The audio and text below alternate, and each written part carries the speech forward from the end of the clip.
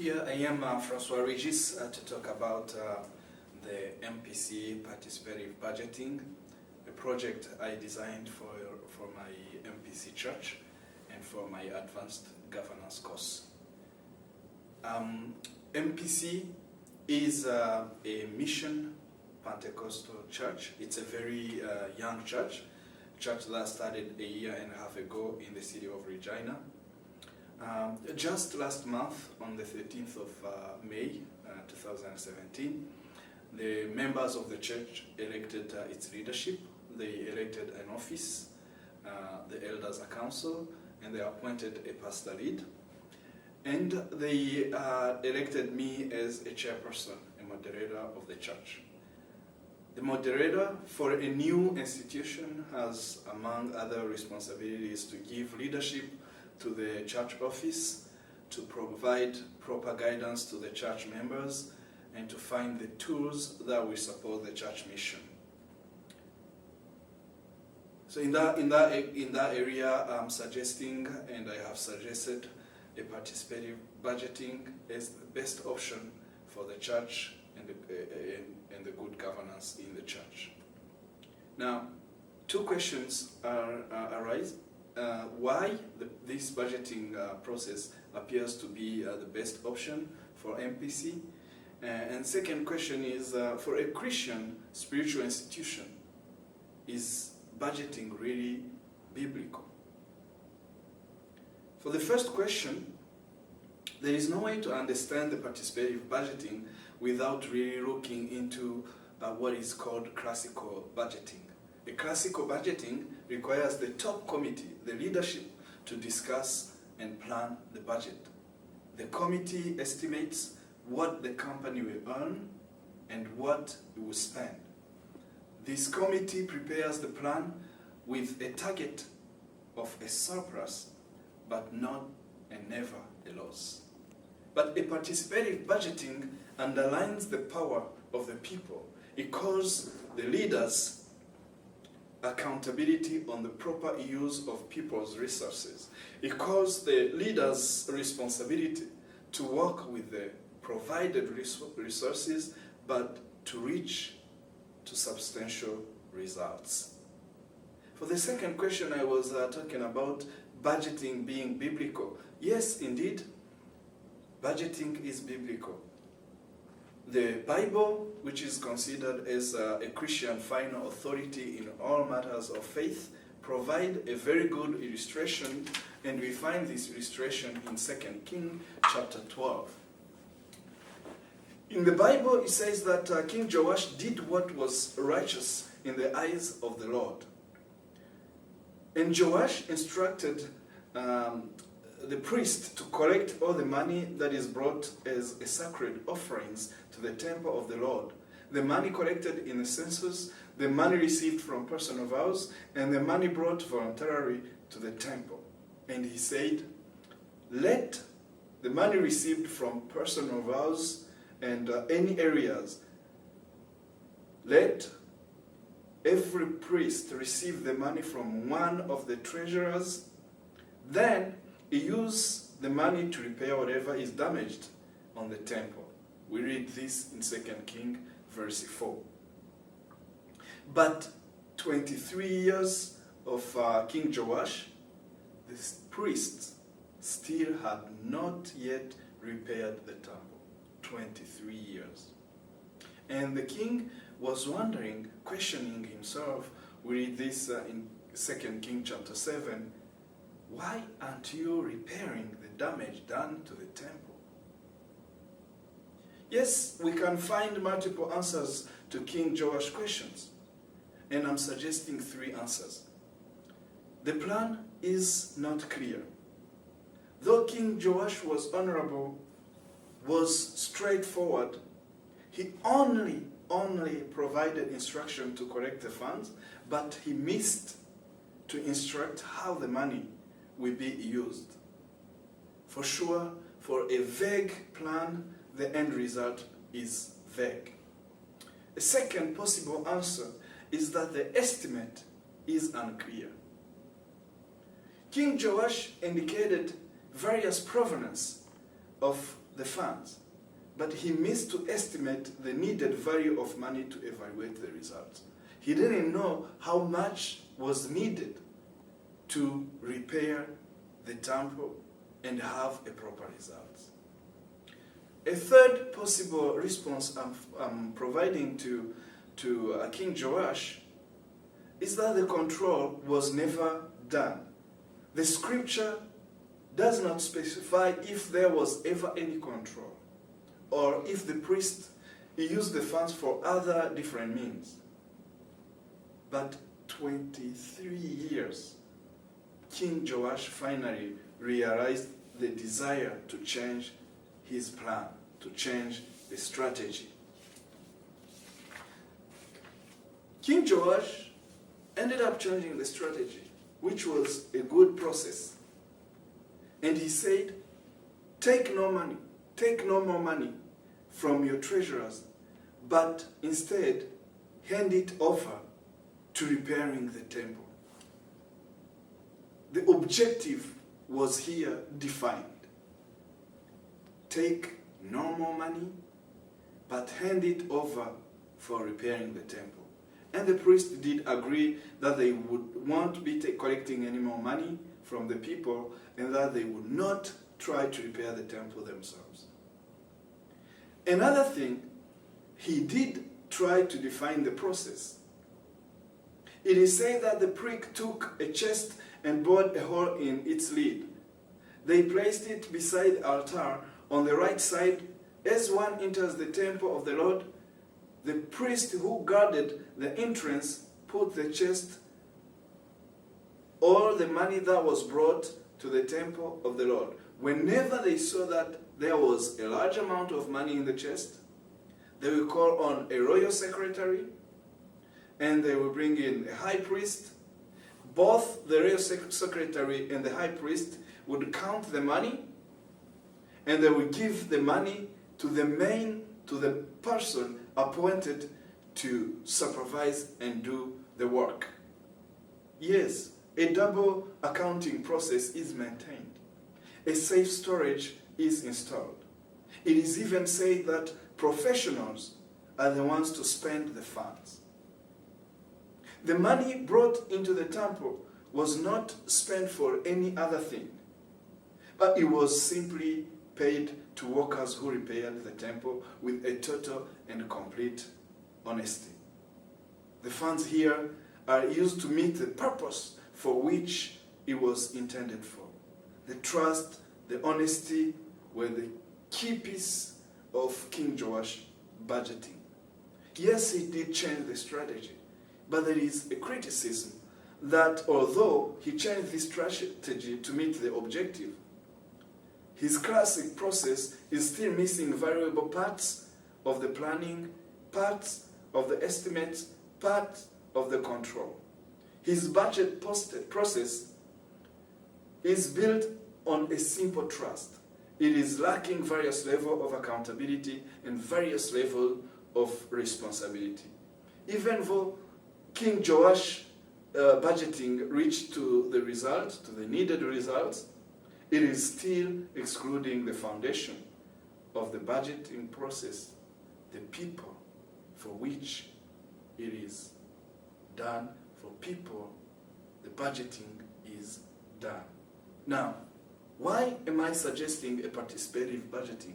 A budgeting that put people. Before we go into that, we need to understand the Mission Pentecostal Church flow of authority and accountability. This is a board illustrating the chart of the responsibility and accountability at a Mission Pentecostal Church. In the church, we do have members. And the members are the ones to authorize anything done in the church. And every person, every leader in the church is accountable to the members. So, the members delegate the responsibility, authorize their work to the leaders in the office, the elders' council. And the elders' council send their authority to the pastor lead, who does also delegate responsibilities to different ministry departments. We have in here the worship department, we have outreach department, we have the youth department, but all the leaders of this department are accountable to do the job for the members. Now, there are three things a participative budgeting provides to its members. The first, a participative budgeting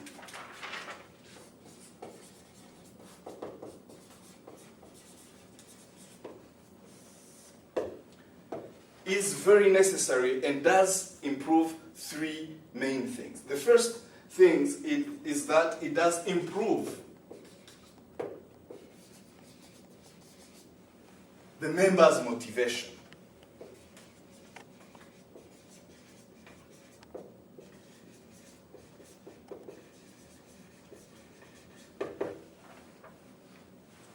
Normally, shareholders will more likely to want to work to achieve a budget they innovated themselves instead of the one that is imposed on them by their leaders. The second thing is that the participative budgeting improves the quality of forecast.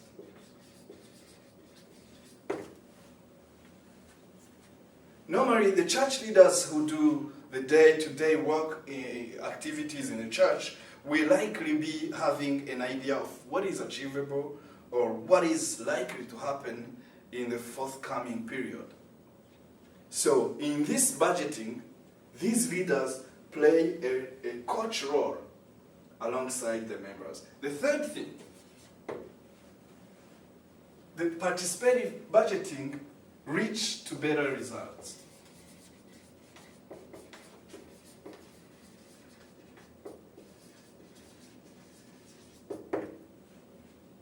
So, members are involved, leaders in the church are involved.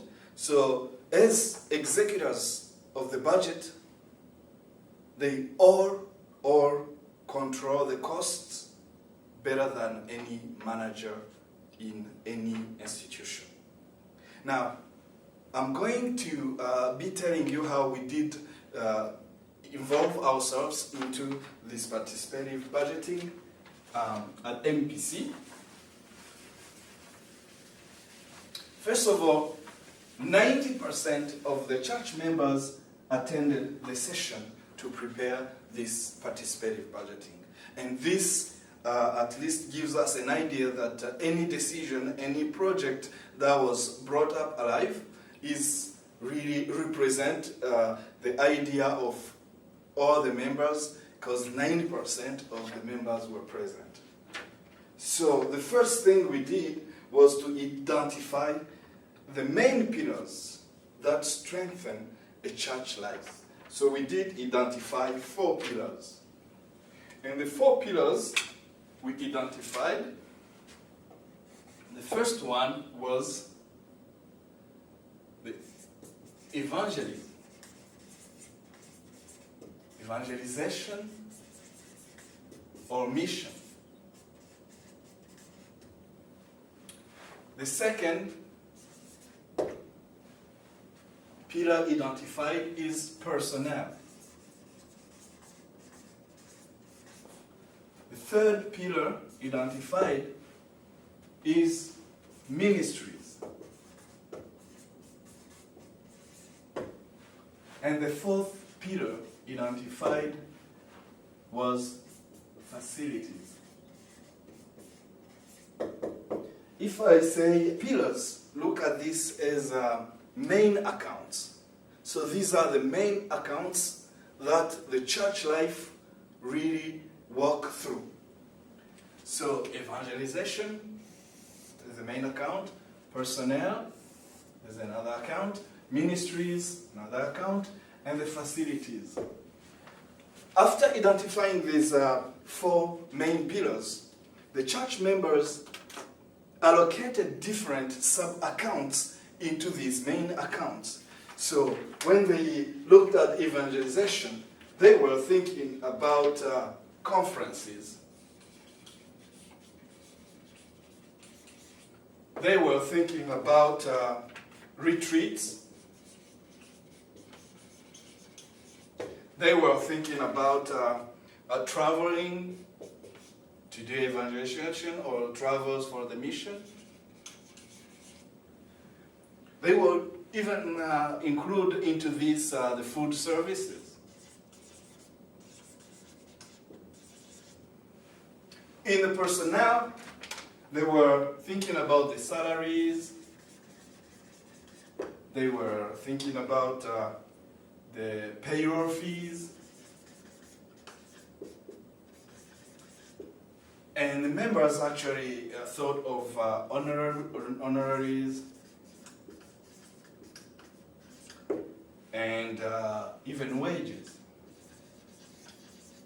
In the ministries, they were thinking about the children ministries, youth ministries, women ministries, and they were thinking about retreat as well that may happen into every department, and they were thinking about Sunday school services, and so on. In the facilities, they had in mind maintenance. They had in mind janitorial services.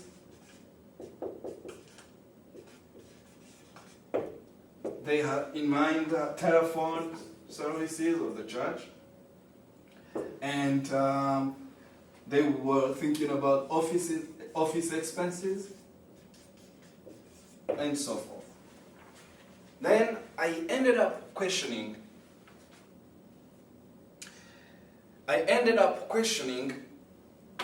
let's say you have just $100 to spend into every account. And you have different requests, you have conferences, you have salaries, you have the ministries you need to build up, you have the office expenses and so forth. If you have just $100, how much will you be spending in these accounts? So for just $100, I don't think this is very clear, but you can use this $100.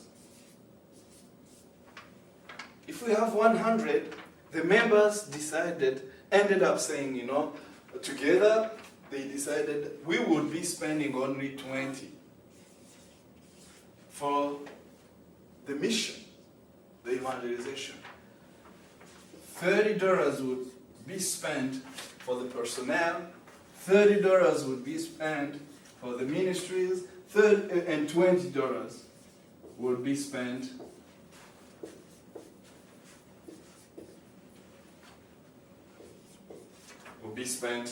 on the facilities. I purposely did use $100, but I wanted to picture the percentage allocation for every single account. Basically, for 100, we need 20% for the evangelization, 30% in the personnel, 30% into ministries, and 20% into the facilities. Now, the next question was, okay, we can spend 20% into evangelization, 30% into personnel, 30% into ministries, and facilities, 20%. Now, where this 20% will be coming from? What is the revenue that the church has to survive and to live? Then we ended up brainstorming and finding out that we do have three main sources of revenue. So the source of revenues for the church are in tithe, donations,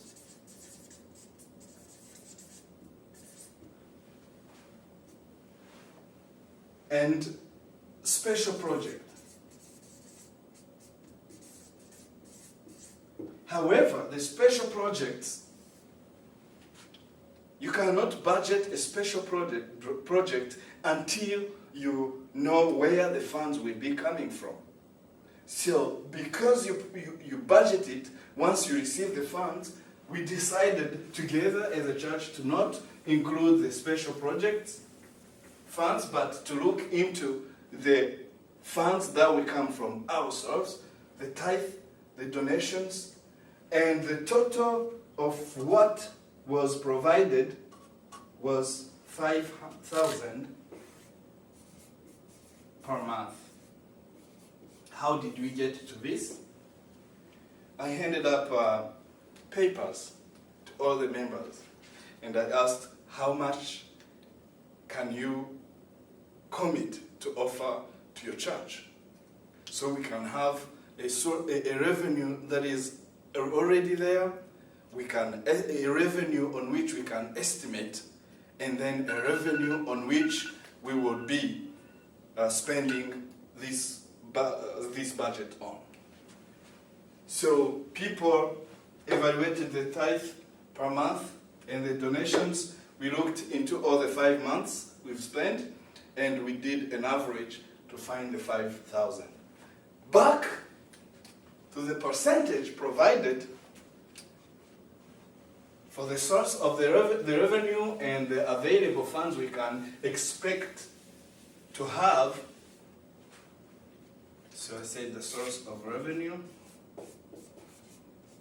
5,000. And then for the $5,000, the evangelization or missions will be costing us 1,000.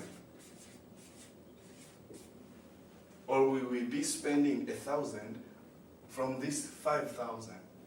And 30% will be 1,500. 1,500 in the ministries. And 1,000 in the facilities. Now, we have a budget we can plan on. We can estimate how much we need to spend in anything. And we know where we will be spending our funds. Basically, we have responded to the plan. The church members planned and responded to the plan. Together, we were able to estimate the amount we can get and the amount on which we can plan or budget on.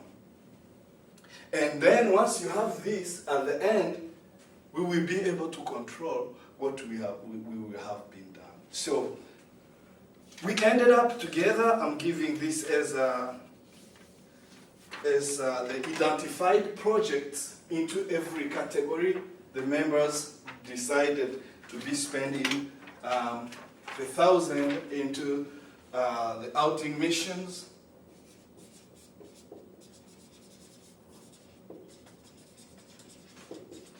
the prayer conference, and this 1,000 is per month. So if there are conferences, if there are outing missions, if there are fundraising, if there are social services account, and for the personnel, we have 1 full-time employee, the part-time employees, the honorarium, and per diems.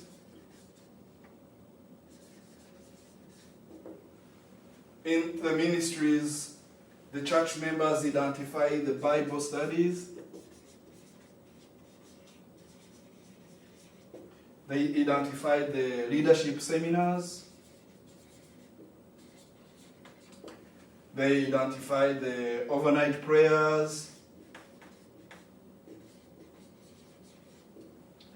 And fundraising, church fellowship, married couple seminars, different other projects into the ministries.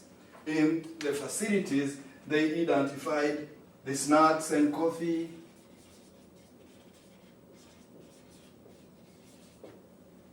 and maintenance, the van expenses. The church has a van already. The office expenses. They identified all these projects that they need to spend, and now that they have the projects, they have the funds to spend on, and they can budget it within a certain period of time. We ended up looking at which projects are needed to be done daily, which projects are needed for a month, which projects will be done within 2 months, which projects will be done by the end of this year. We did target all the rest of the months, because the financial accounting for the church ends on the 31st of December. It was projected by the members in July only.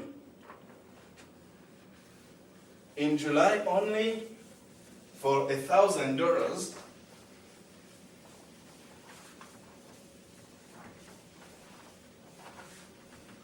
the members projected to do these projects.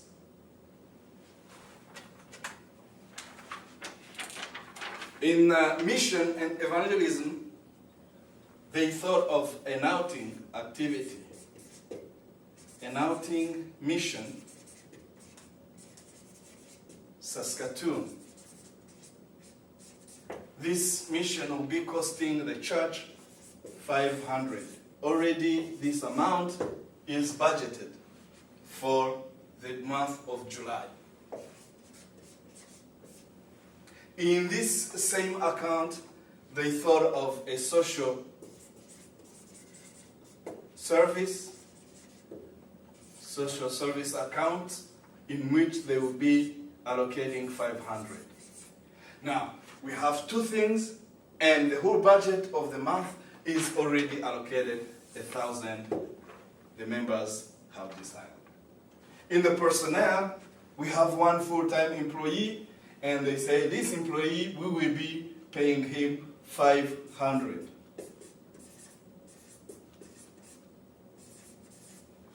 We have 2 part-time employees, and these part-time employees are to spend 5 hours per week at a rate of $20 per hour. So 2 employees, the total amount budgeted is $800. So they thought in this month of July, there will be a per diem and honorarium of $200, and the total equals the budgeted amount defined.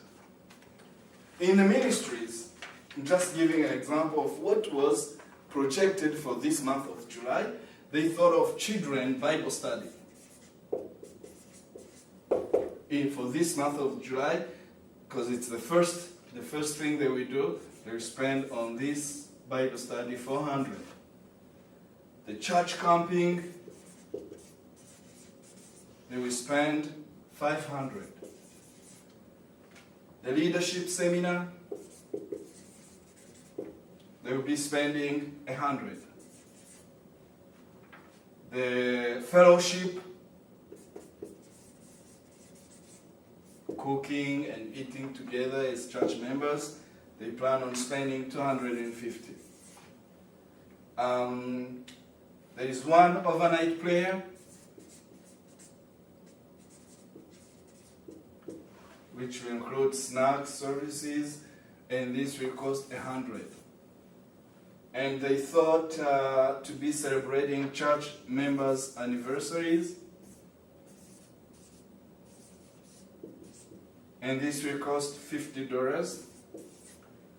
And the Holy Communion in this month of July, it's going to cost $100 for a total of $1,500, the 30% of our budget in this month.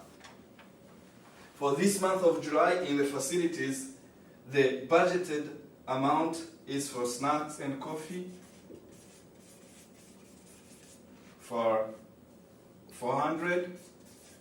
I guess if I do remember, they decided $100 per week for snack and coffee, and monthly maintenance, that is going to be cost $200, and locations, church locations for $150, and the van, it's going to cost us $50 for gas, and the office will be costing $200, for a total of $1,000 allocated over the $5,000 per month. This is an exercise to show how a participative budgeting was done at Mission Pentecostal Church. Yes, the beauty of this exercise was to show that once people involve themselves, they have a way of predicting and projecting things they will be doing. They can plan, and they have a clear plan. They can estimate how much will be spent in this project, and they can control how the project will be done. At the end, everything will be evaluated for the benefit of the members. For this, I do thank you for your attention and have a good day.